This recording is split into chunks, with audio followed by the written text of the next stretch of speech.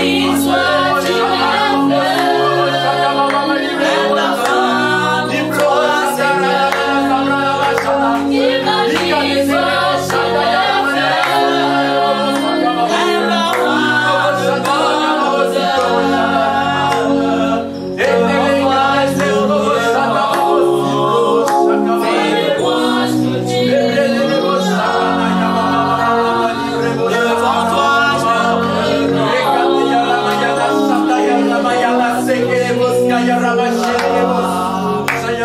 pour te dire ce que je ressens.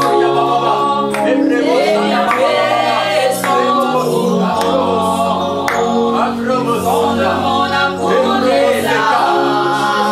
Pour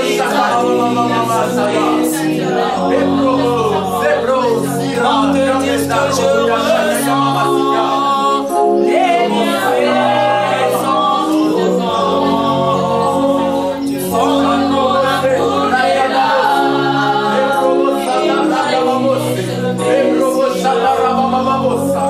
Que ma vie soit une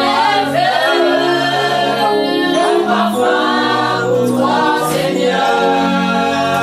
Que ma vie soit une que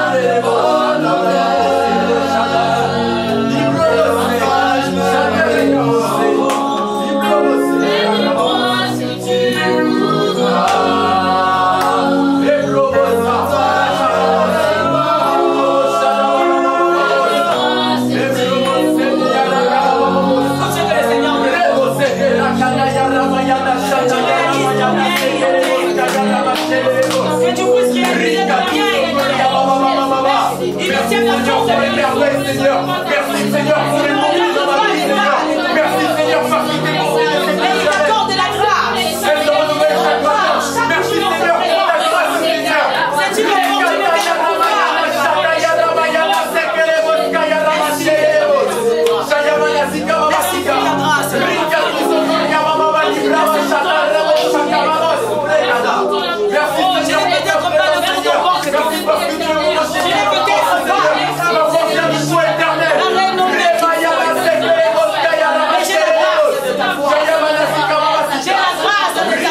foi pour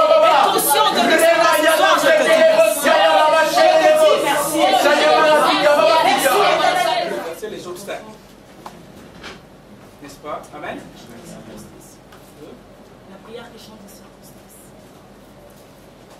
On avait parlé sur cet thème. En fait, le Saint-Esprit m'était à cœur de parler sur la prière. Tout le mois, pendant que j'étais en train de prier, ça revenait sur la prière. Alors, on avait touché le premier point. Une prière qui peut changer de circonstances. En fait, la prière est faite dans le but de changer la vie. On ne prie pas simplement pour prier. Donc quand je prie et que ma prière ne change pas les circonstances, c'est qu'il y a quelque chose. Amen. Même quand on fait la prière d'adoration, l'adoration change de vie. Et quand on va prier pour intercéder, la prière d'intercession, là c'est même le clé, le but même de la prière d'intercession, c'est de faire modifier le parcours de Dieu. Alors, une prière est faite pour changer quelque chose. Même quand on va adorer Dieu, l'adoration change des choses. Alors, quand on avait développé ce thème, il manquait un sous-thème que le Saint-Esprit mettait à cœur, où nous allons clôturer globalement sur ce thème de la prière. C'est une question. Pourquoi ma prière n'est pas exaucée? Amen. On avait dit que la prière a pour objectif de changer les circonstances. Mais alors là, nous allons voir quelques points ensemble avec vous. Pourquoi ma prière, nos prières ne sont pas exaucées. Alors, dans 2 Chroniques chapitre 7, c'est une révélation spirituelle que le Seigneur m'avait donné ce texte. C'est pour ça, quand on rentre à l'église, le banderole, vous allez voir sur ce verset qui est écrit là. Je vais essayer de vous partager quelques secrets spirituels concernant ce verset par rapport à la vision que le Seigneur m'avait mis à cœur. Qu'il y a la personne qui peut se lire pour nous ça va être de vous. Et lis pour nous 2 Chroniques chapitre 7, versets 1 à 15.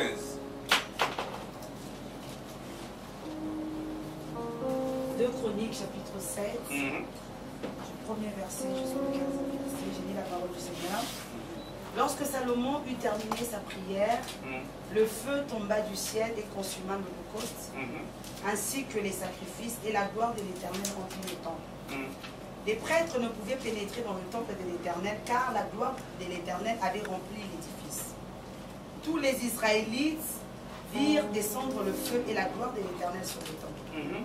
Ils s'inclinèrent le visage contre terre sur le dallage du parvis, se prosternèrent et se mirent à louer l'Éternel en disant: oui, il est bon, oui, son amour est éternel.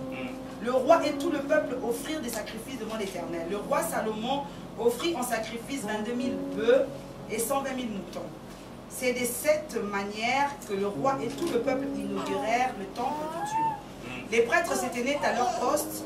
Les Lévites prirent position avec les instruments de musique de l'Éternel que le roi David avait conçus pour louer l'Éternel en chantant: oui, son amour durera toujours.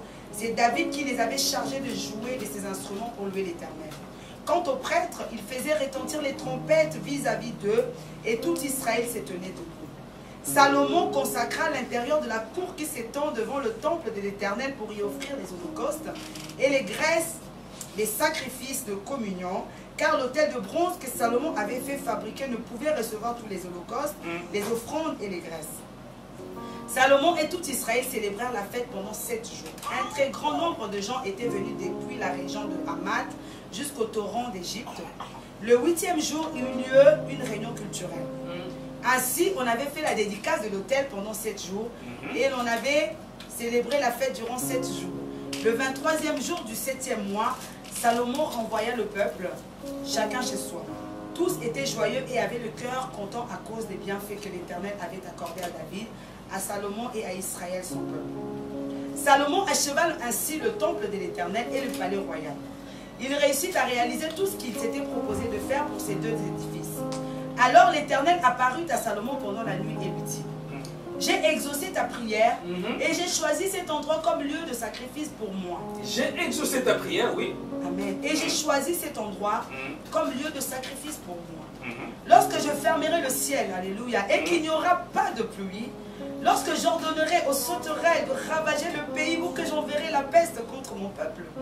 Oh, si alors mon peuple sur qui est appelé de mon nom s'humilie, prie et recherche ma grâce. Il y a une version que j'aime qui dit: mon peuple sur qui mon nom était invoqué. S'humilie, prie.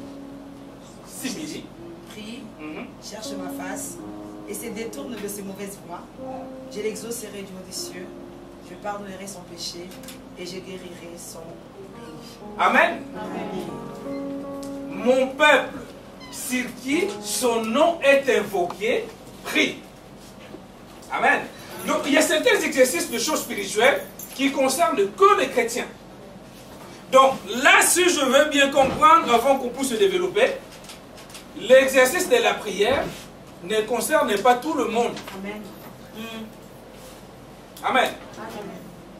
Ce n'est pas quelque chose qui est à venir au culte. Tout le monde peut venir. Un sorcier, un magicien, un rosicrucien peut venir. Chanter le gloire de Dieu, le louange de Dieu.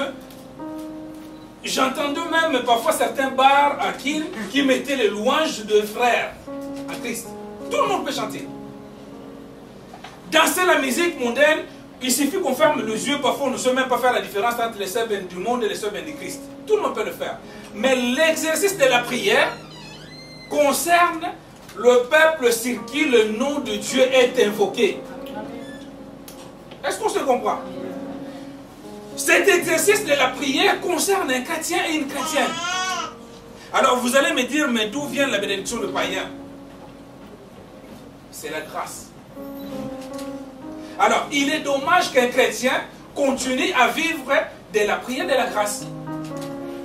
Parce que vous savez, à l'époque, le manne descendait du ciel. Mais tout ce qui est grâce, contrairement à ce que nous croyons, certaines grâces ont des limites. La manne était fixée d'un temps T à un temps X. Voilà pourquoi tu ne te comprends pas dans ta vie qu'il y a un moment donné dans ta vie, les choses écoulées. Parce que le temps de manne descendait encore. Et comme c'était un temps pour te préparer à passer à autre chose, à la prière. Et toi, tu es resté toujours à l'étape de se dire merci. Je l'ai dit dimanche quand je prêchais de ce thème, qu'il y a certaines prières qui ne sont pas fausses. Le Notre Père qui est au ciel, c'est pas mauvais. Mais il y a un moment donné de la vie spirituelle, plus tu montes dans le temps, plus tu grandis, le Notre Père, ça ne suffit plus. Il faut changer de dimension. Alors, je l'avais dit que la prière a une mission, a pour objectif, c'est faire bouger les choses dans la vie d'un chrétien. Parce que Dieu voyait qu'il y a un moment, la grâce seule ne va pas suffire. Vu que le combat sera grand, il a mis une faveur de Dieu dans l'exercice de la vie chrétienne qui s'appelle la prière. Mais qui peut prier? Premièrement, la Bible nous a bien souligné, c'est celui ou celle où son nom est invoqué. Donc, en l'occurrence, un chrétien ou une chrétienne. Alors,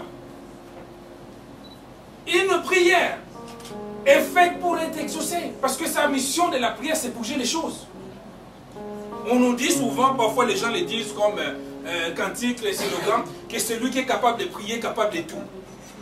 Parce que la prière, sa mission première, c'est de bouger les choses.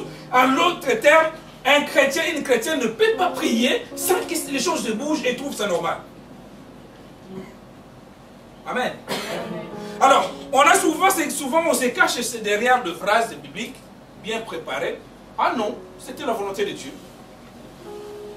Ah non, ce n'est pas le temps de Dieu.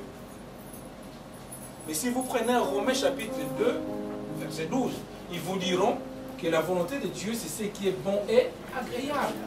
Est-ce qu'il est vraiment agréable que quand je suis dans des moments difficiles, je prie le Seigneur et que les choses ne changent pas? Et je dirais que c'est la volonté de Dieu? Ah non! Daniel, tu vas dire à Daniel quand il était dans les forces de Lion, tu lui dis que voilà, c'est la volonté de Dieu. Non, tout n'est pas volonté de Dieu. Ce qui est volonté de Dieu, ça doit être bon et agréable. Je ne pense pas que la souffrance peut être la volonté de Dieu continuellement.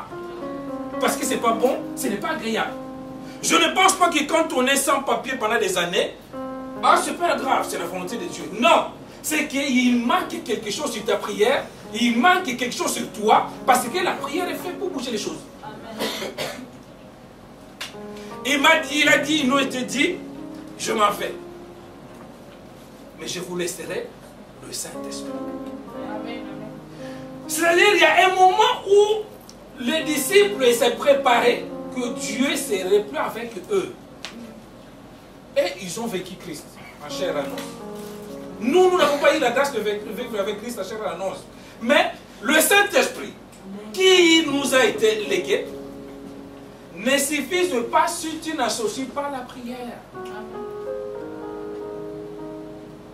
Donc, je reviens que la prière, ta prière a pour mission de bouger les choses. Donc, si tu pries et que les choses ne bougent pas, c'est qu'il y a quelque chose qui ne va pas. La réponse qu'on a toujours donnée, à Dieu répond par un oui. Donc oui, c'est les choses qui bougent, n'est-ce pas? À part un non, c'est les choses qui ne bougent pas. Ou bien par un silence. Quand tu dis attends, c'est un silence. Mais, je vais te dire une chose. Même quand il te répond par un non, ou bien par un silence, la première chose qui va rassurer que Dieu a bougé les choses. Parce que en fait, les silences selon l'homme, ce n'est pas que Dieu n'a pas bougé les choses. Si les choses doivent bouger. Alors, les silences selon Dieu, dans Philippiens chapitre 4, versets 6 à 7, lisons cela ensemble, chez nous à la maison, parce qu'on va parler beaucoup de choses, il dit, ne vous inquiétez de rien. N'est-ce pas? Je suis dans les douleurs, dans la souffrance, je pleure telle chose, mais il me dit, ne vous inquiétez de rien.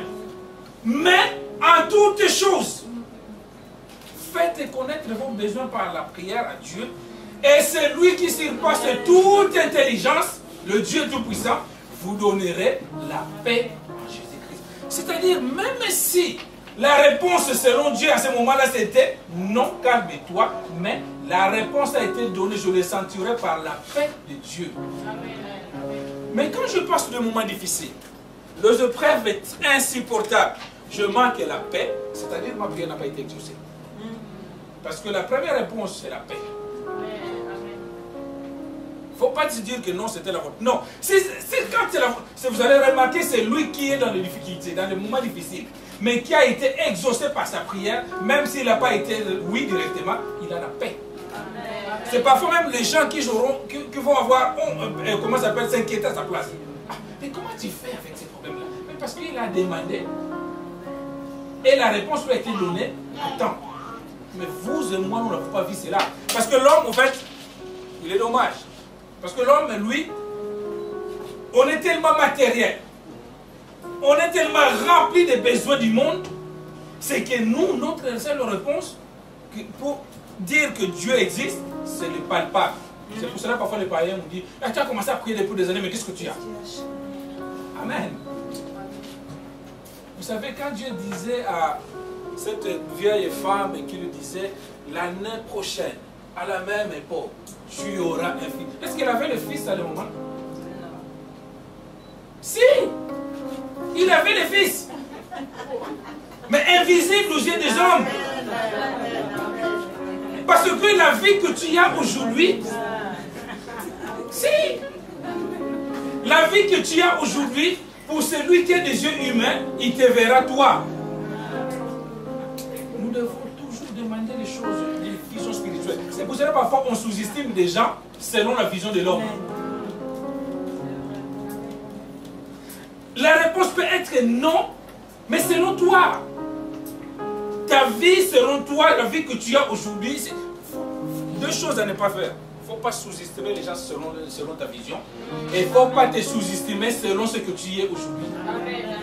Parce qu'en te sous-estimant, tu risquerais d'aller manger des choses de porc, de cochon, sachant que Dieu t'a prétendu à beaucoup de choses encore plus. Amen. Combien de gens, les gens qui sacrifient, qui foulent en vain la grâce qui sont... Parce qu'ils se disent, voilà, moi de toute façon, je suis qu'un petit pasteur de 5 membres. Alors, même si je fais comme tout le monde, je perds pas grand-chose. Je ne suis qu'un simple sœur célibataire aujourd'hui. Et même si je fais comme d'autres sœurs, personne ne me met. Mais il ne faut pas voir. Parce qu'avant que les choses deviennent palpables, ça passe d'abord par les conditions spirituelles. Amen. Et là où tu es. Ne crois pas seulement que ta vie est comme tu le vois aujourd'hui. Non. Donc, il dit tout, que c'est lui qui surpasse toute intelligence. Il donne d'abord la paix. Un secret, c'est que peu importe ce que tu traverses, si tu as prié et que les conditions étaient réunies, tu as la paix en toi, sache que tu as été exaucé. Amen. Sache que tu as été exaucé. Elle s'attendait de la parole de Dieu. On verra cela. Et il lui a été dit, l'année prochaine, à la même période, tu auras un fils. Alors, voilà comment nous voyons les choses sur le plan humain. Et se disait, mais à mon âge, dans ces entrailles-là, d'où viendra ces fils? Vous savez, surtout l'époque où nous vivons, c'est un conseil. Il faut sortir de la vision des hommes. Amen. Sinon, tu vas commettre beaucoup d'erreurs et certaines erreurs spirituelles sont irréparables. Amen. Mais si aujourd'hui tu te vois une jeune sœur normale, un jeune frère normal, vivre comme tout le monde, je croisais un sort de sœur, je vais une parenthèse. Ce frère, je lui disais, frère, tu ne dois pas vivre comme les jeunes garçons des Je l'ai vu la première fois, il a rajouté une boucle d'oreille ici. Je lui dis, frère, moi, je sais ce que tu es. Si tu n'as pas la vision de Dieu, deuxième fois, je l'ai vu avec un tatouage ici qui sortait là-bas. Je lui dis, frère, je l'ai croisé récemment. Il me dit, papa, Maintenant, au fait qu'il fait 40 degrés comme le canicule qui a été, donc on est obligé de mettre l'école roulée ici parce qu'il est devenu serviteur. Il me dit, mais papa, en fait, j'aurais écouté. J'aurais écouté. Tu t'imagines, on va voter un président de la République avec... il y a des postes que Dieu t'a prédestinés, qui n'est pas encore visible aujourd'hui, mais sans le plan de Dieu, l'année prochaine, à la même période, ça a été annoncé. Alors, quand on va prier Dieu, pourquoi ma prière n'est pas exaucée? Parce que la Bible nous a été dit que la prière a pour objectif de bouger les choses. En fait, la prière, je le vous ai encore dit une fois, ne restez pas sur la définition, c'est un dialogue entre l'homme et Dieu. Sinon, tu vas continuer à dialoguer comme d'habitude. Et beaucoup de personnes, en restant sur ce thème-là, la prière, c'est un dialogue entre l'homme et Dieu. Quand tu vois prier, c'est comme réellement un dialogue. À la limite de dire, tonton Dieu, tu sais, hier, quand je devais à papa, c'était... Non! Ne reste pas sur le domaine que c'est juste un dialogue. La prière, comme on sait que la prière est faite pour bouger les choses, donc du coup, la prière, c'est la vraie définition de la prière pour toi, chrétien, qui s'est révélé. C'est la démonstration de la foi. Amen. Amen. Amen. Je ne sais pas si on se comprend. Oui, prends pour toi. Moi, c'est comme ça, moi, je prends la définition de la prière. Ma prière, c'est la démonstration de la foi. Vous savez, M. Élie restait sur place, il dit, tiens, pour X ou Y raison, que la pluie reste tombée, cesse de tomber pendant 3 années. S'il restait seulement sur le sens de la définition, comme le dialogue, il a dit, Seigneur, si tu veux arrêter la pluie, mais une démonstration de la foi, on ne prie pas de la même chose qu'on dialogue.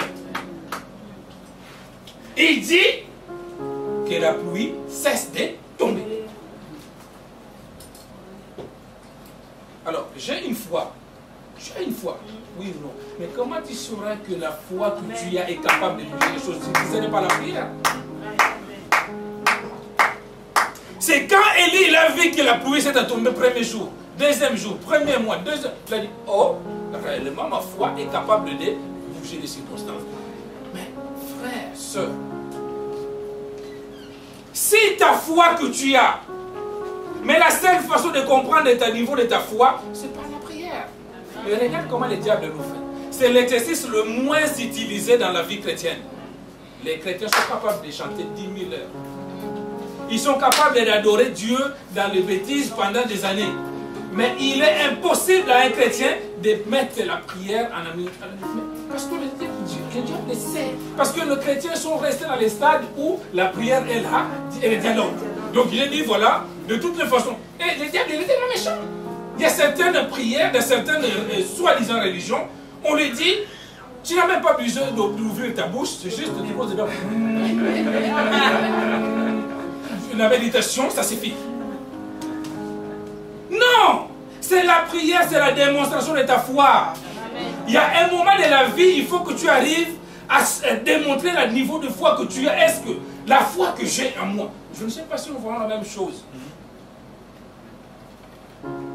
Mais, moi je vous ai dit et je le dis aujourd'hui, il y a des choses que je dois démontrer, n'est pas encore. Vous allez vous étonner, vous allez vous dire, là cet homme-là, il a touché le magie. Non! J'ai une foi. Et la foi ne suffit pas simplement, il faut sortir du contexte des versets légers, des versets la foi, c'est de quoi la foi? Une ferme assurance, des choses qu'on espère, une démonstration de cette bonne. La foi, c'est la ferme assurance, des choses que... Non! Ma foi, c'est la démonstration. C'est-à-dire, il y a un moment... Amen. Amen. Il y a un moment, ma prière avec la foi va changer des choses dans ma vie. Parce que si tu restes sur des petites définitions, vous savez, des grandes choses réservées aux gens révélés.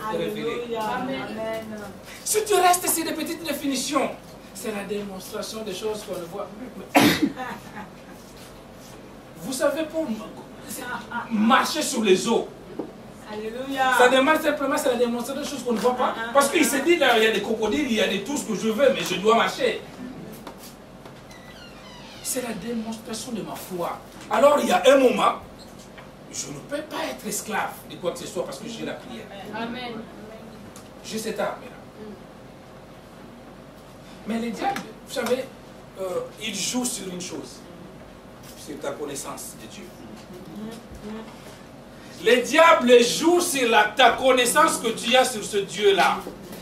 Plus il saura que tu connais réellement Dieu, moins il va t'embêter. Amen. Je ne sais pas si on se comprend. Plus il saura que tu as la connaissance, moins il va t'embêter. Les diables, ils embêtent les gens qui ont moins de connaissance sur ce Dieu qu'ils prient. Quand tu continues à venir au culte pour le venir, tu auras moins de connaissances. Et dès que la connaissance arrive, vous savez, les grands avocats de ce monde, ils sont capables de défendre n'importe quelle cause.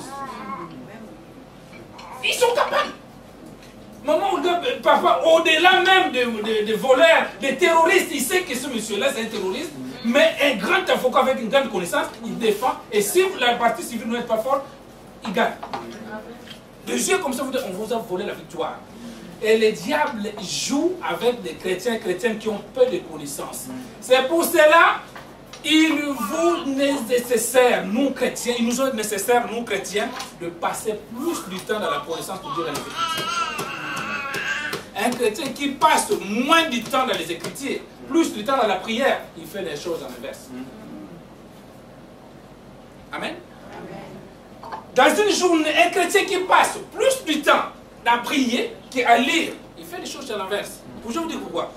Parce que, je l'ai dit tout à l'heure que ma prière, c'est la démonstration de ma foi. Le secret est caché dans la prière, la prédication, dans la parole de Dieu. Alors, tu vas prier. Vous savez que celui qui a la connaissance, il parle peu, mais sa connaissance démontre des choses qu'il a. Vous voyez les gens avocats, allez insister dans les paroles, vous allez voir. Prends ta Bible. Tu verras le parcours du ministère de Jésus dans tous les 4 évangiles. Il n'y a aucune place. Tu verras Christ faire un grand miracle avec des longues prières. Amen. Parce qu'il avait la connaissance des Écritures. Il rappelait simplement ce qui est écrit. Mais si tu passes plus du temps, ce n'est pas interdit de prier, c'est au contraire. Mais une prière sans connaissance de la parole de Dieu, c'est du temps perdu. Pourquoi ma prière n'est pas exaucée? Je le dis. Premièrement, je dois changer ma vision des choses. C'est fini. Donc, je dis aujourd'hui, à partir d'aujourd'hui, quand je vais prier, je ne vais pas prier pour dialoguer avec qui que ce soit, mais je vais prier pour démontrer la foi qui est en moi. Alors, on arrive. Comment je vais le démontrer par ma prière? Est-ce que vous trouvez normal que je suis chrétien, mais incapable dans ma prière de faire une démonstration de quelque chose dans ma vie spirituelle? Mais non, c'est pas normal. Mais non, ce n'est pas normal. Parce que nous ne savons pas, peut-être. Voilà pourquoi nous prions. Alors, je vais vous dire une chose, de quelques points que j'avais notés. Pourquoi on doit prier dans cet enseignement? Parce que d'abord, on est chrétien. Je le dis tout à l'heure, quand la Bible, les textes que nous avons vus, ils nous ont dit que cet exercice est réservé aux chrétiens et chrétiennes. Donc, ma première réponse, je dois prier parce que je suis chrétien et chrétienne. Même dans certaines religions, on voit par exemple chez nos frères musulmans, ça fait partie de la prière. Donc, je dois prier parce que je suis chrétienne. Et non seulement parce que je dois prier parce que je suis chrétienne, mais je dois prier pour démontrer ma foi. Alors, tous les gens dans la Bible qui ont pratiqué cet exercice-là, il y a eu des résultats. On a eu Daniel. La Bible dit qu'il priait fortement sur M. Daniel. Il y a eu des résultats. On a eu Moïse. C'était un homme de prière. Il y a eu des résultats. On a eu Élie, il y a eu des résultats. On a eu Christ, il y a eu des résultats. C'est-à-dire une prière faite par un chrétien et une chrétienne qui n'a pas de résultats, c'est qu'il y a eu un problème. Amen. Amen. C'est qu'il y a un problème. Je dois prier parce que je suis chrétien. Mais pourquoi ma prière n'est pas exaucée? Premièrement, est-ce que je suis chrétien? Amen. C'est ma première question déjà. Je prie, ah Seigneur, pasteur, ça fait des années que je prie pour tel sujet. Mais ceux qui sont obligés ou recommandés de prier, ce sont les chrétiens. Est-ce que je suis chrétien? Amen. Amen. Je ne veux pas faire une polémique là-dessus. Mais je pense, si je ne suis pas chrétien ou chrétienne, l'exercice de la prière aura au moins d'impact dans ma vie. Moins d'impact. La première réponse, c'est peut-être ma prière n'est pas exaucée parce que je ne suis pas chrétien. Et ça, je ne suis pas là pour te juger. Parce que, qui est chrétien? Qui est chrétien aujourd'hui? C'est presque dramatique de dire à quelqu'un que tu es païen. Mais un chrétien, ce n'est pas simplement celui qui fréquente une église. Ce n'est pas simplement celui qui prêche la parole. Parce qu'il y a des prédicateurs païens. Il y a des gens qui prêchent la parole parce qu'ils ont la connaissance de la Bible. Mais qui ne sont pas des chrétiens. J'aime toujours rappeler au peuple de Dieu, ceux qui se disent j'ai été déçu par tel l'église, tel pasteur, mais as-tu déjà le temps de poser la question si celui ou celle que tu t'es proclamé comme pasteur ou serviteur, il est chrétien? Parce que, vous savez, il faut aller prier dans une église, hein, je le dis souvent, où votre pasteur, c'est d'abord un frère à Christ. Amen. Oui. Il faut aller prier dans une assemblée où votre serviteur, c'est d'abord un frère en Christ. Parce que si vous allez simplement prier dans une assemblée où le pasteur, c'est un tonton, vous allez voir de toutes les couleurs. Si ma prière n'est pas exaucée, la première question se poser, peut-être que je ne suis pas encore chrétien. Alors, devenir chrétien, c'est une démarche qu'on ne va pas détailler aujourd'hui, mais regardez les disciples qui suivaient Jésus. Des années. Depuis Christ les a réunis pour certains dans le livre de Matthieu, il continue. Les 4 évangiles, il récupérait les gens pour faire de ces gens-là des disciples. Mais ces gens-là vivaient avec Christ. Pendant les Écritures, nous montre le livre de Matthieu, ils étaient avec les disciples. On arrive au livre de Marc, ils étaient avec Jésus. Ils arrivent dans le livre de Luc, ils étaient avec Jésus. On continue l'évangile des gens, on nous dit que ces gens-là étaient les disciples de Jésus. Mais simplement, jusqu'aux actes des apôtres. C'est là, au chapitre 11, verset 26, que le disciple sort du contexte des disciples pour devenir des chrétiens. C'est-à-dire, si peut-être ma prière n'est pas exaucée, peut-être parce qu'il n'y a pas, on met les sorciers à l'écart, mais peut-être parce que je ne suis pas chrétien, parce que l'exercice de la prière est destiné aux chrétiens. Alors, qui est chrétien? Qui ne l'est pas? Il y a beaucoup de choses en contexte.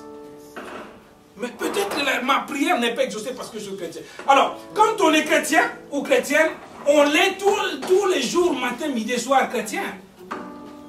On verra par la suite. Parce que si je suis chrétien que pendant qu'on prêche la parole, j'ai déclaré, oui, Dieu a écouté. Mais l'exaucement, par exemple, allait venir à 19h, à 20h05. Et moi, à 20h02, je redeviens païen. Je n'aurai pas les réponses à mes prières. Parce que est réservé aux chrétiens. Alors quand on est chrétien, on doit rester chrétien matin, midi, soir. H24. C'est parce que la première raison où nos prières ne sont pas exaucées, c'est parce qu'on n'est pas des chrétiens tous les jours. Chaque instant. Le diable, il sait Parfois, il te connaît mieux que toi-même. Il dira à la sœur X, il avait demandé telle chose à 20h pendant la prière, le culte le soir. Et comme il était chrétien de 18h à 20h, sa prière a été exaucée. Mais l'exaucement, la mise en place, l'ange est passé de 18h à 20h, il a dit l'année prochaine, ou bien la semaine prochaine à la même période, je lui donnerai ce qu'il avait demandé. Tu crois que si Sarah et Abraham avaient changé l'attitude d'ici une année de la promesse, les choses allaient s'accomplir? Amen. On reste chrétien tous les jours pour obtenir le résultat de la prière. Il est difficile peut-être, oui, mais nous avons le Saint-Esprit avec nous. Donc la première raison, c'est pas que ça. Donc parce que la prière est réservée aux chrétiens. Pourquoi on doit prier? Parce que c'est une recommandation aussi. Oui, c'est une recommandation. Cette recommandation, elle est importante pour moi. Il y a toutes sortes de prières qu'on doit faire. Mais c'est une recommandation pour moi. Je dois prier pour la troisième raison. C'est quand je sens que les intérêts du royaume et mes intérêts sont en danger. On arrive sur la troisième raison là. Première raison, on avait dit, c'est parce que je suis chrétien. La deuxième raison, parce que c'est une recommandation que Dieu me donne. Et la troisième raison, on doit prier lorsque les intérêts du royaume et tes intérêts sont en danger. Mais qu'est-ce que le chrétien fait? Alors, pendant qu'il ressent que les intérêts de sa vie, de sa famille, de son foyer deviennent en danger, au lieu de déclencher l'arme qui s'appelle la prière, là, c'est là où il déclenche l'arme qui s'appelle les soucis et les pleurs. Je vais te dire une chose. L'arme de la pleure et des soucis, ça ne changera rien. On a dit c'est la prière qui a capacité de changer les choses. Amen. Oui. Donc, dès que je remarque que les intérêts du royaume de Dieu est en danger, les intérêts de mon foyer, de ma vie, de ma famille est en danger, c'est là où je déclenche la troisième, l'arme qui s'appelle la prière. Parce qu'on a dit que la prière peut changer les choses.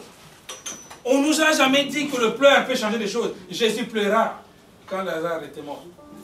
Mais ce n'est pas ça qui a changé que Lazare soit ressuscité. Mais quand il avait prié, Lazare est sorti du tombeau. Est-ce qu'on se comprend? Amen. Il avait pleuré, le verset le plus court du Bible, Jean 11, verset 35, Jésus pleura. Mais le pleur de Jésus en tant que Dieu n'a pas changé la résurrection de Lazare. Mais quand il avait déclenché l'arme de la guerre, qui est la prière, Lazare est sorti du tombeau. Amen. Comprends, ma soeur, mon frère, que quand les intérêts de ta famille sont en danger, les intérêts de ton couple commencent à être en danger, le diable, il a beaucoup de stratégies. Parfois même les chrétiens vont se battre en cherchant des solutions. Ah, je vais aller voir cette telle personne parce que qu'est-ce qui se passe? Qui a détourné la tête de mon mari? Qu'est-ce qui a fait que ma femme est devenue comme ça? Qu'est-ce qui fait qu'il y a la sécheresse financière à la maison? Quand les intérêts du couple, du foyer, de l'église est en danger, déclenche. Alléluia. Le pleur ne change pas. Imaginez le pleur d'un grand roi comme Christ. Il n'a pas résisté Lazare. Mais tu pleures ne faisait que remplir de papier mouchoir. Tu ne changeras rien. Amen. Amen. Quand les intérêts sont en danger, on déclenche. Alors, ce qui est dommage, c'est que par manque d'amour, parfois, on se réjouit quand les intérêts du royaume sont en mal. J'en vois parfois des pasteurs qui se disent, à l'église à côté, il y a un problème. Oh! Ah ouais! Et dans sa tête, il s'est dit, quand ils vont fuir là-bas, ils vont fermer, ils viendront. Je vous dis une chose. La religion ne sauve pas. Amen? La religion ne sauve pas. C'est la relation avec Dieu qui sauve. Et l'église, quand on parle de l'église, voyons grand, voyons l'église universelle.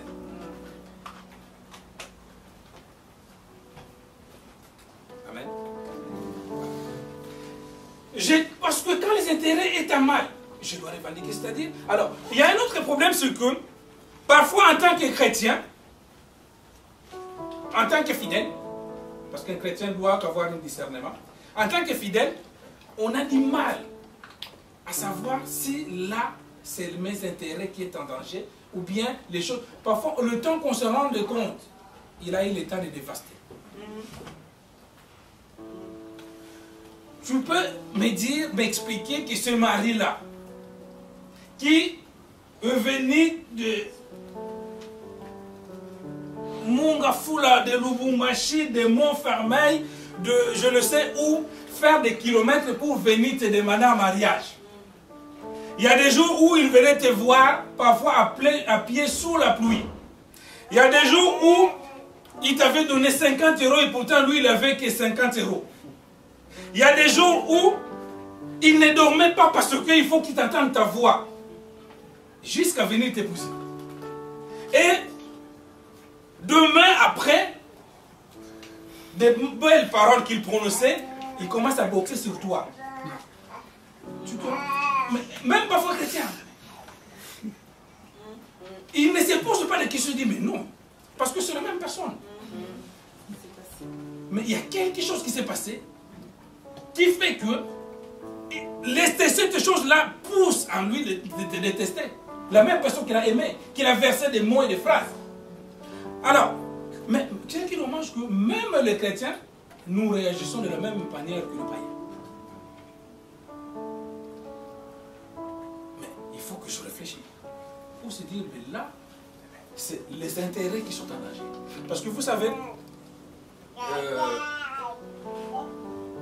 la manière où nous réglons nos problèmes, si ça coïncide avec la volonté de Dieu, gloire à Dieu. Mais si ça ne coïncide pas, plus tard c'est du regret. Adam et Ève qui ont eu une visitation régulière de Dieu. Régulière de Dieu. Il est arrivé un dilemme, un problème, qu'ils ont péché. N'est-ce pas? Amen. Et leur façon de régler les problèmes, c'est de fuir vers la présence de Dieu. Amen. C'est leur façon, c'était de fuir devant la présence de Dieu. Mais regarde leur façon de régler les problèmes, tôt ou tard, ça a mal tourné. Il y a des moyens, de la manière où nous, chrétiens, peu importe le problème, la situation, il y a une autre manière de régler les problèmes selon. Mais parce que nous ne prenons pas le temps, premièrement, de discerner que là, c'est le diable qui fait secouer les intérêts.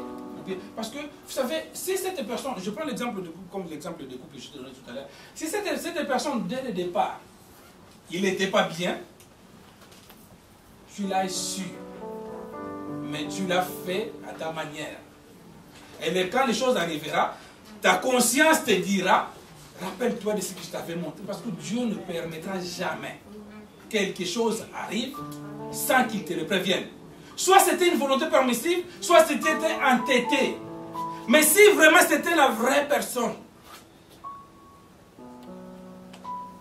l'homme peut changer. Mais ce que Dieu a mis à l'intérieur de l'homme ne peut pas changer. Je ne sais pas si on se comprend. Amen.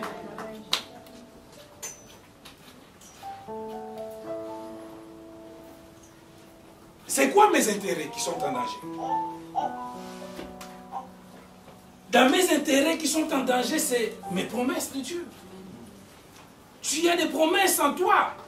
Et ces promesses-là, quand tu sens que le diable veut les toucher, combien de gens qui ont foulé les promesses de Dieu parce qu'ils n'ont pas eu le temps de patience?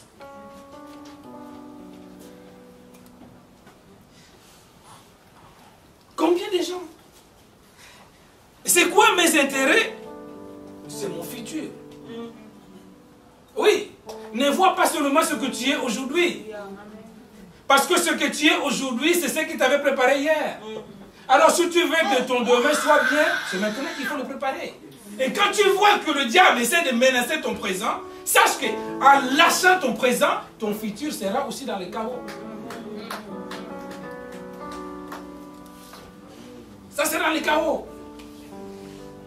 Quand nos enfants vont à l'école pour obtenir des diplômes, tu crois qu'ils pourraient servir de diplômes de maintenant? Mais non. Les diplômes, ils les auront besoin pour demain. le temps de prière que tu es en train d'essaimer aujourd'hui, les efforts que tu es en train de faire aujourd'hui, que le diable ne te dise pas que c'est non. Non, tu es en train de préparer ton lendemain.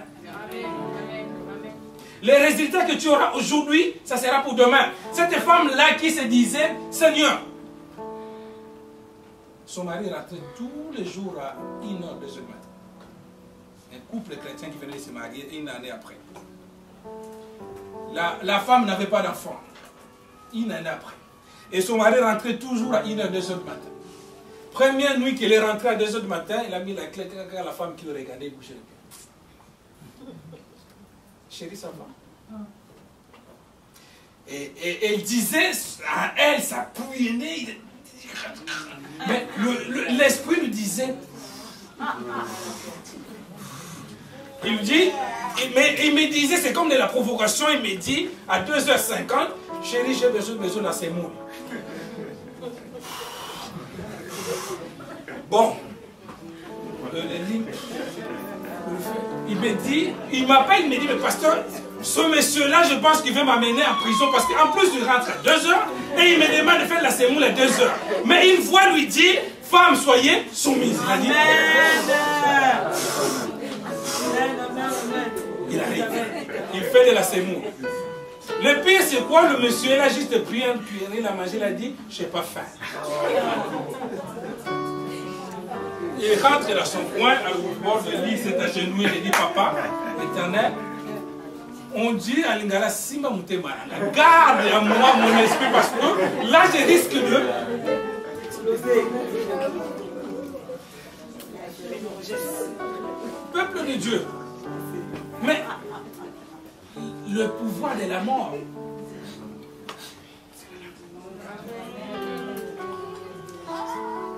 deuxième jour, le mari, 30 minutes encore de plus.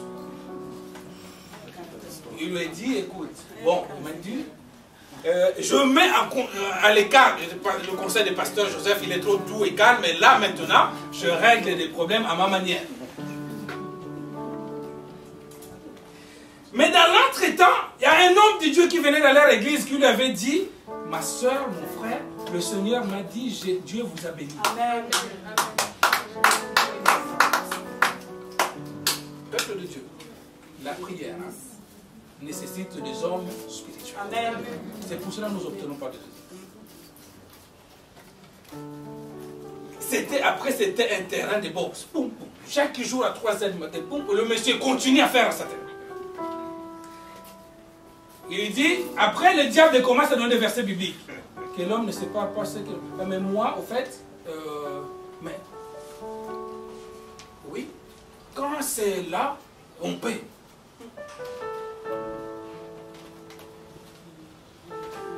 Je préfère me séparer et je ne me marierai pas. Vaut mieux être seul que mal accompagné. Il y a même des choses du monde que tu mets dans la parole de Dieu.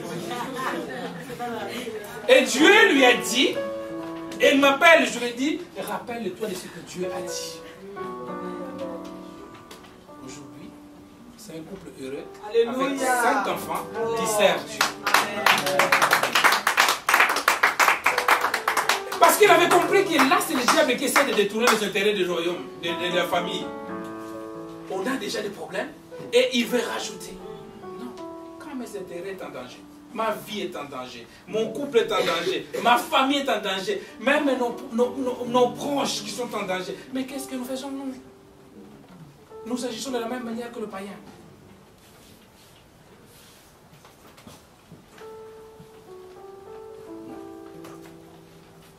Non. Pour défendre mes intérêts, on a l'habitude de combattre. Mais quand on combat, il faut arracher. Amen. Et pour arracher, parce qu'aujourd'hui c'est presque la mode, il y a des combats. Mais moi je te dis sincèrement, quand tu pries et que tu n'as pas de résultat, il ne faut pas se dire oh c'est rien. Non. Quand on veut faire rentrer le prière des combats, il faut arracher. Je le dis, la personne que tu as en face de toi, dans ta vie, dans ton couple, dans ta famille, cette personne que Dieu t'a donnée, c'est la même personne. parfois on entend ces langages-là. Ah, mais je ne reconnais plus cette personne-là. Non, c'est la même personne. Mais c'est simplement, il y a eu inversion des données en lui. Le diable a juste inversé les données pendant que toi tu dormais, pendant que tu étais en distraction, pendant que tu divaguais à d'autres choses, pendant que tu réglais les choses comme au monde, comme les gens du monde. Alors, prière de combat maintenant. Quand on voit Bella, il faut que je lâche. Mais, comment on combat? Je puis noter quelques points. Parce qu'on est toujours à la question, pourquoi mes prières n'est pas exaucée? Pour combattre, premièrement, il faut une bonne connaissance du combat. On ne peut pas rentrer dans les prières du combat sans avoir la connaissance du combat. Il y a un ministère qui s'appelle combat spirituel. Mais quand tu n'as pas la connaissance du combat, tu vas échouer. Tu vas échouer. J'étais étonné, tout jeune frère, que l'armée la plus puissante du monde a été humiliée au pays comme le Somalie. Année 92. Ils ont même traîné un djihadiste comme ça, on a traîné. Tu ne peux pas combattre si tu n'as pas la connaissance du combat. Je le disais tout à l'heure, quand tu pries beaucoup, mais tu lis moins la Bible, la connaissance, tu ne l'auras pas. Quand on parle de connaissance du combat, quel genre de combat? Quels sont les esprits qui me menacent? Quelle est leur origine? Parce que ces esprits-là ne sont pas venus de nulle part pour venir en toi. C'est que quelque part, il y a une porte, il y a un lien, une connexion. Il y a certaines personnes, depuis qu'ils ont commencé la vie chrétienne, jusqu'à la fin de leur vie chrétienne, ils n'ont pas de combat. Ça existe. Des tout petits combats. Parce qu'ils n'ont pas eu un parcours chaotique. Mais la plupart des chrétiens que nous sommes des rescapés. Nous avons eu un moment traîné nos vies comme... Sachant qu'à chaque péché, il y a un esprit qui rentre. J'ai croisé une soeur en Christ avant le mariage, il était honnête et sincère, me dit, pasteur, prie pour moi avant que je rentre en couple, parce qu'il avait 25 ans, il me dit, j'ai connu 45 hommes. Elle était sincère, vous dites, ouais, mais il y a beaucoup d'entre nous qui ont fait plus. Mais tu te rends compte les 45 démons que tu as rencontrés? Et merci pour l'homme, mais pour la soeur, mais nous les frères, c'est pire encore. Il y a des jeunes frères qui vivent de compétition, des copines. Il faut comprendre la nature du combat. Comment cet esprit-là est venu à moi? Parce que quand on parlait avec une servante de Dieu, il y a certaines doctrines qui disent voilà, que quand on est chrétien, on a un Christ, on n'a plus à faire les esprits. Et c'est un danger. Ceux qui sont possédés, ce sont les chrétiens. Parce que le païen, on n'a pas besoin de les délivrer. On le fait accepter Jésus comme Seigneur et Sauveur. Quelle est la nature du combat? Je mène ce combat avec quels esprits? Alors, l'esprit de mensonge. Oui, mais comment cet esprit est rentré à moi? Je vais peut-être me souvenir que quand j'ai fouillé les coups de fil qu'on m'appelait parce que j'étais fatigué, j'ai dit aux enfants, je ne suis pas là. Je ne suis pas là. Et petit à petit, les démons de mensonge rentrent. Et ça va développer. Vous savez, un démon attire un autre. Au début, c'était un démon gentil. Demain, ça va se développer, ce démon de mensonge va t'aider à faire des joding pour ton mari et pour ta femme. Tu étais où? Tu étais à Châteauroux. Je dis, non, j'étais juste ici en bas de paix. Le petit mensonge que tu avais pris quand tu fouillais des coups de fil, ça s'est développé. La nature des combats. Alors, on se dit parfois, oh, ça c'est rien. Nous, on a nos listes de péchés. Oh, moi, l'hôtel, je ne connais même pas. Boîte de nuit, je ne connais même pas. Mais les combats est en toi. D'où est venu ces combats? Il faut localiser la nature des combats. Quels sont ces esprits? Parce que même quand on fait le ministère de délivrance, tant qu'on n'a pas prononcé le nom des démons, les démons est tranquille. Si là, aujourd'hui, là, devant l'auditoire, j'ai dit, les femmes, levez-vous. Toutes les femmes vont se lever. Et quand je citerai le nom de telle femme, vous autres femmes qui sont là, il y a seulement là, cette femme-là qui va sortir. Dans le ministère de délivrance, c'est pareil. Quand tu ne connais pas le nom des démons, tu lui diras, esprit de mensonge sort. Si la personne est concernée par l'esprit de mensonge, tu vas voir. Parce que le démon a su qu'on nous a démasqués. Mais quand on combat sans comprendre le contexte du combat, lequel est... Alors pour tout cela, il faut un travail préalable. Le discernement des esprits. C'est important. Quelle est l'origine de mes combats? Alors quand je comprendrai quel démon, quelle origine, si c'est les origines ancestrales, j'aurai à utiliser maintenant la machette pour couper les liens ancestraux, c'est tout. Si c'est les origines, je ne sais pas, familiales, je vais utiliser la machette spirituelle pour couper les liens de la famille, cordon familial. Et ce qui fait qu'on est 10 dans la famille. Mais moi j'avais compris, j'ai coupé les liens, j'ai fait partie biologiquement de votre famille, mais spirituellement moi je prospère à mon égard, à ma façon. Amen. Et quand je vais comprendre l'origine, la stratégie à utiliser, il y a des prières. Et la prière, on a dit tout à l'heure, c'est l'arme qui bouscule les choses. Mais quelles prières je vais faire pour quel combat? Mais remarquez, le moment où on doit s'élever pour prier, c'est là où on rentre dans la distraction. Et pourtant, ces gens-là, ils ont besoin de prière. J'ai toujours dit, un serviteur de Dieu qui prêche H24, 31 jours sur 31 chaque mois, 365 jours du mois, c'est un danger pour lui-même aussi, parce qu'il n'a pas le temps de prier. Même vous les serviteurs, vous qui êtes dans le service, pourquoi il faut être nombreux? Parce que le jour là où moi je ne suis pas aux photos, je rentre en prière pour ma vie. Mais regarde le moment de prière, de combat, c'est là où je... Parfois certains démons qui sont sortis à gauche. Hein. Et tu seras étonné, oh, mais c'était bien, mais ça, c'est... Quand il faut prier, un conseil, prie.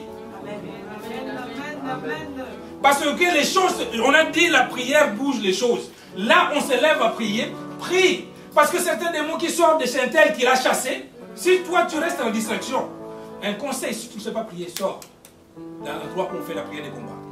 Ou demande la couverture du sang de Jésus pour te couvrir, te protéger, parce que tu risques d'attraper beaucoup des esprits qui sortent, de X ou Y, parce qu'on ne reste jamais, parce que c'est un combat.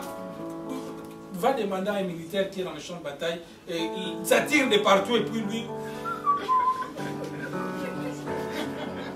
C'est ce que nous faisons les chrétiens. J'en vois parfois, et ça me fait le mal, et j'ai pris parfois pour ces gens-là. Le moment de prière de moi.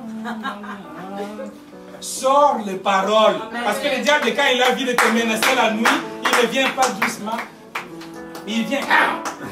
Donc sors les textes. Mais oui, parce que quand il vient grand, toi tu te réveilles. Je fais. Il ne vient pas comme ça. Non. Prière de combat sort des griffes. On ne peut pas sortir de prière de combat sans transpirer. Amen, amen, amen. Non. Nous, on a été élevés dans les combats. Non. On était dans le département de campus pour Christ ou bien à l'époque, mais on ne peut pas sortir de prières de combat tranquille. Maquillage qui ne coule pas. Non, non, non, c'est pas normal.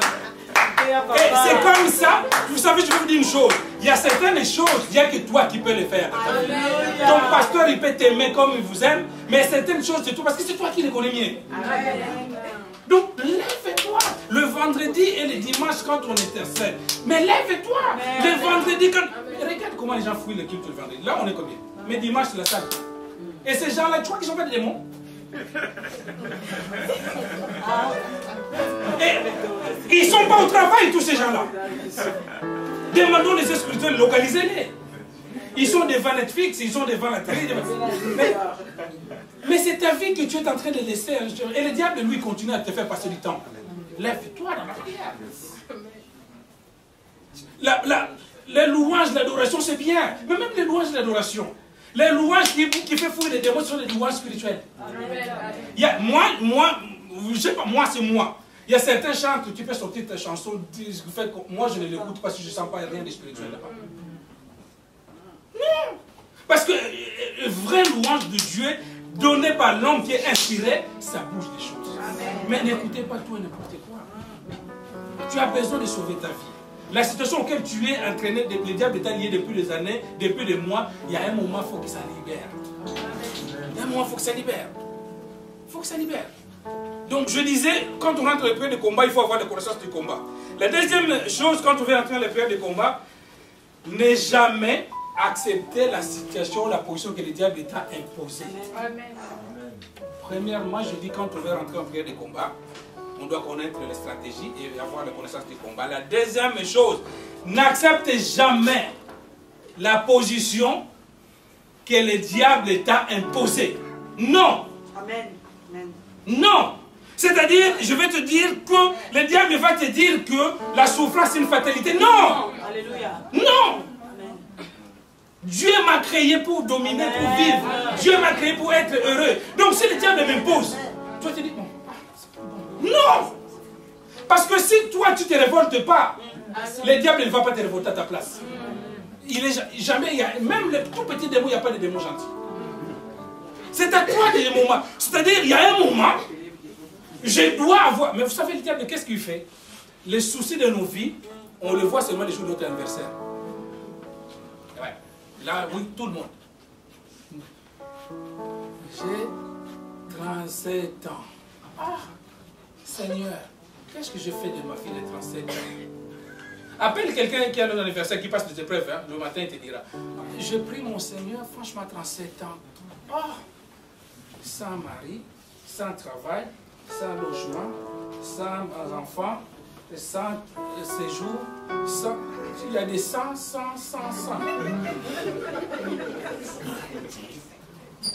Et après, quand les gâteaux vont souffler les gâteaux, on oublie.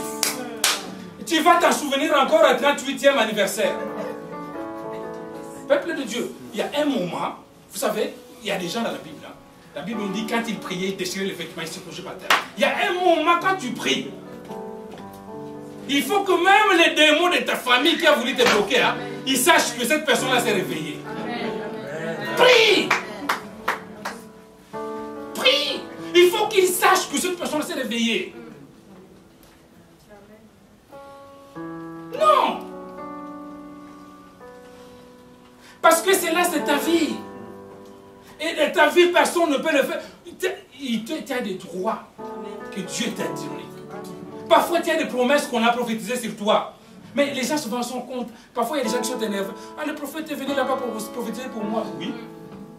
Mais les prophéties de l'année dernière, qu'est-ce que tu as fait?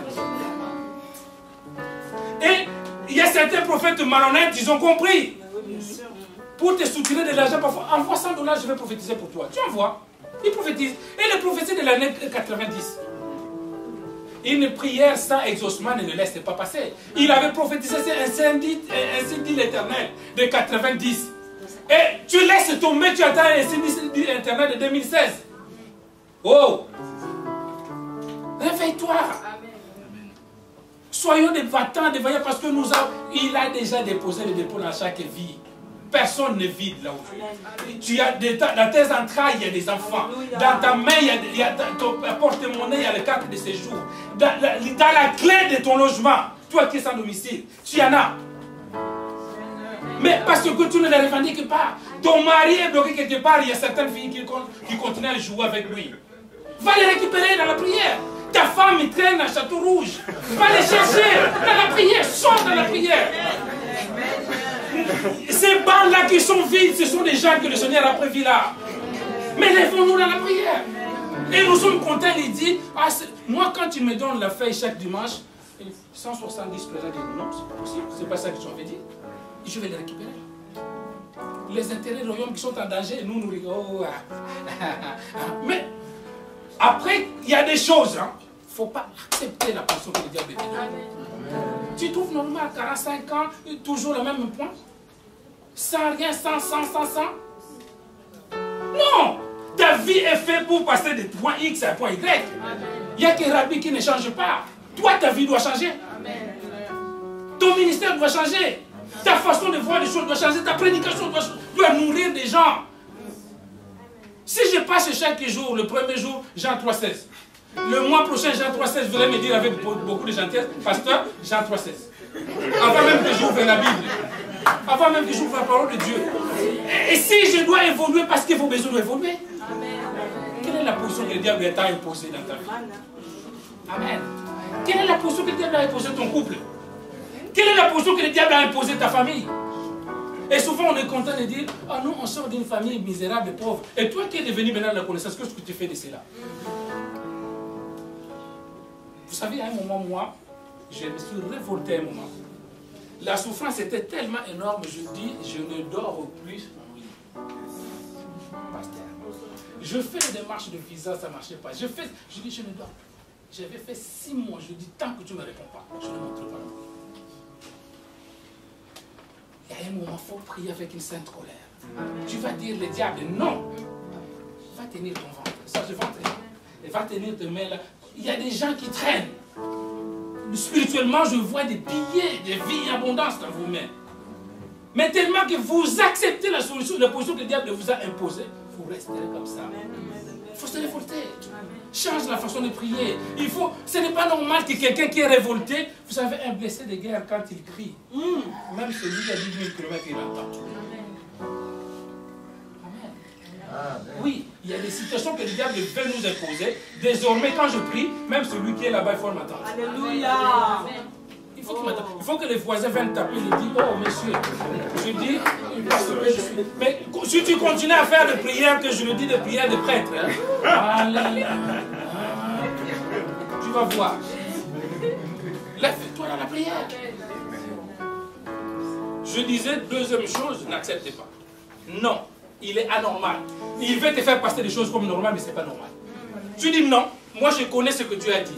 Mais le grand problème, c'est que je dis, c'est pour ça que je dis, première chose, d'avoir la connaissance des combats. Le grand problème, c'est que l'homme chrétien, lui-même, ou la chrétien, il ne sait même pas ce que Dieu a dit pour lui. C'est pour elle. Il vit ce que l'on nous propose. Ne vivez pas sous ce que les gens vous proposent parce qu'il y a des faux prophètes. Il y a quelqu'un qu'on l'avait dit. Hein. Je ne sais pas si je pense qu'il avait donné une action de grâce de 500. Le prophète lui dit, tu es un grand prophète de Dieu. Et depuis qu'on lui a dit, même sa façon de marcher a changé. Il est déjà devenu prophète. Je vais dire, moi, comme vous me connaissez, je suis honnête et clair, je vais dire, ils t'ont menti. Il a dit, ah bon? Je dis, oui, ils t'ont menti. Je dis, tu verras si ça s'accomplit, mais il t'a menti. Ça fait 15 ans. Il a changé, maintenant il a changé de démarche. Maintenant il fuit les gens. Non, tu dois savoir qu'est-ce que Dieu a dit à toi. Et ce que Dieu a dit dans ta vie, il n'y a que toi qui peux le savoir. Attends que j'ai posé la question, Dieu, pourquoi c'est là? Amen. Il a dit, invoque-moi.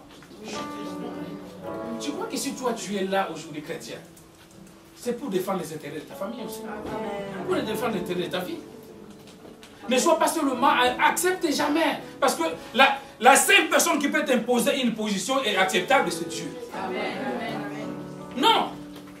Pourquoi il dit parfois que certaines malédictions ça cause n'a aucun effet? Même la seule personne qui peut t'imposer quelque chose qui est acceptable, c'est Dieu. Même c'est lui qui est ton chef. S'il t'impose une position et qui n'est pas conforme à Dieu, c'est sans effet. On s'est compris peut-être.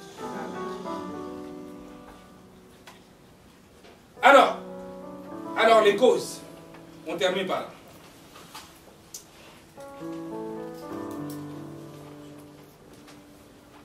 Je voulais souligner avant d'aller là-bas, au fond, que vous savez, dans certains emballages de produits, il y a ce qu'on appelle la date de péremption.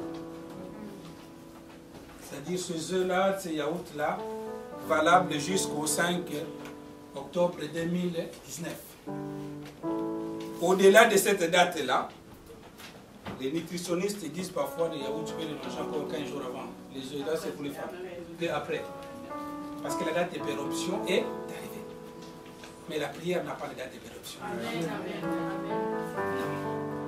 Si tu as vraiment prié quelques jours, quelque part, en priant comme on a dit, ça a été noté quelque part.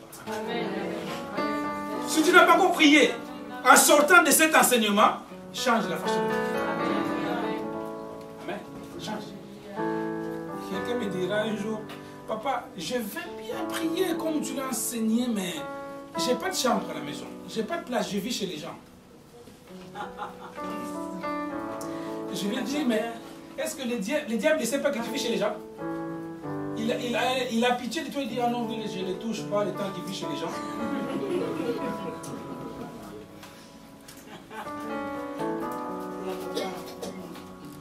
Il n'y a pas de date de péremption à la prière.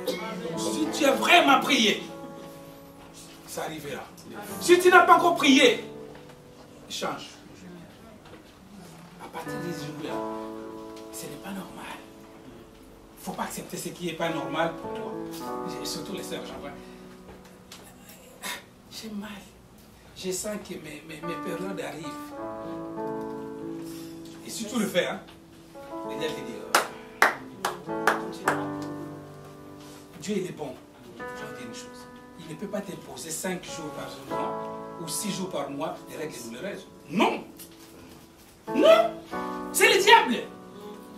Donc prends tes mains et à un moment tu dis, là ça arrive au mois d'octobre. Hein. Mais je te dis, ce n'est pas une maladie. C'est une bénédiction. Au nom de Jésus, tu dois t'arrêter. Tu dois devenir normal. Je croise la soeur à Cora. Carton comme ça de en sortant de pharmacie. À ça, je me prépare parce que ça arrive mes règles. Je dis, heureusement, tu as l'argent pour acheter cela. Et ceux qui ont en Afrique qui n'ont pas l'argent pour acheter cela, ils font quoi? Qui est la prière? La mutuelle, le remboursement. Tu as juste donné la carte et puis les trucs. J'ai dit, mais tu es chrétienne, ma soeur. C'était au mois de mars que je l'avais croisée, cette soeur, qui habite à côté de chez moi. Et je l'ai eu encore la grâce de le croiser après mon retour de vacances. Je te cherchais, papa. Oh, je suis libéré de cela. Amen. Je l'ai maintenant, mais tu ne le sais même pas, je saute. N'accepte pas la situation. La grossesse qui est compliquée, difficile. Oh, quand je tombe enceinte, moi c'est cloué. Non! Jamais! Alléluia! Jamais! Oh. N'accepte pas à partir d'aujourd'hui que le diable t'impose une position. Non! Mais tu l'acceptes parce que tu ne sais pas dans l'écriture ce qu'elle te dit. Tu vas trouver normal. Ah, il a simplement été dit, hein, c'est la femme qui va accoucher simplement avec des douleurs, mais pas des règles douloureuses, pas de grossesse compliquée. Pas, non, c'est simplement été dit parce que tu n'as jamais lu. Va revoir la Bible. Amen. Amen. Première cause de la prière qui n'est pas exaucée encore, la globalité pour conclure. La prière qui est non conforme. Ils ne sont pas exaucés. Non conforme. Non conforme à la parole de Dieu. N'est pas exaucé.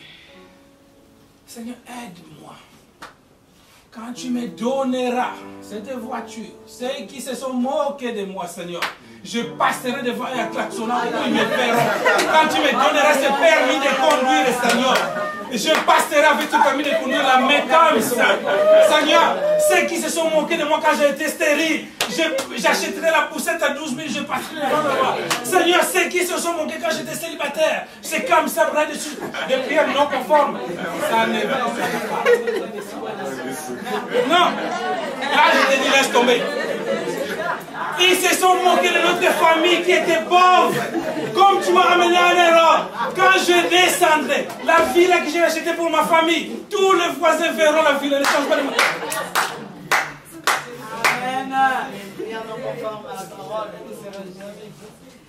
On se comprend.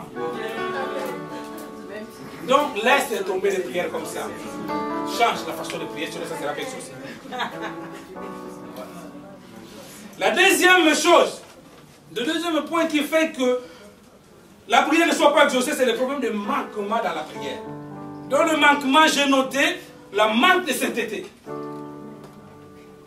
Tu ne peux pas prier sachant que tu n'es pas en conforme avec Dieu, tu n'es pas en connexion avec Dieu.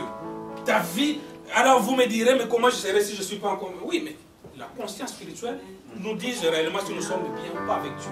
Quand je sens qu'il y a quelque chose qui n'est pas bien avec Dieu, va laisser, il dira à cette femme, dépose d'abord ton offrande avant de venir les déposer, va régler un problème. Mais comment Dieu t'exaucera quand avec les voisins d'en face, tu ne parles pas, avec la famille, tu as dit jusqu'à la mort, on se parlera seulement jusqu'à la mort, avec telle personne, tu les regardes de dédain, avec ton pasteur, tu les critiques, l'évangéliste, n'en parlons pas. Il y a quelqu'un qui me disait, moi j'ai peur que le pasteur, le reste. Qui va t'exaucer? C'est le Dieu du pasteur ou bien le Dieu de l'évangéliste? Quand tu as des manquements, Dieu ne te répondra pas. Tu vas crier pour ta vie, pour ta famille, Dieu ne te répondra pas. Le manquement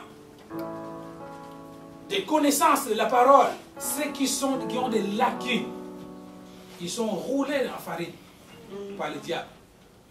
Je le dis au début, je l'aurais dit, prends le temps de lire la Bible. Prends le temps.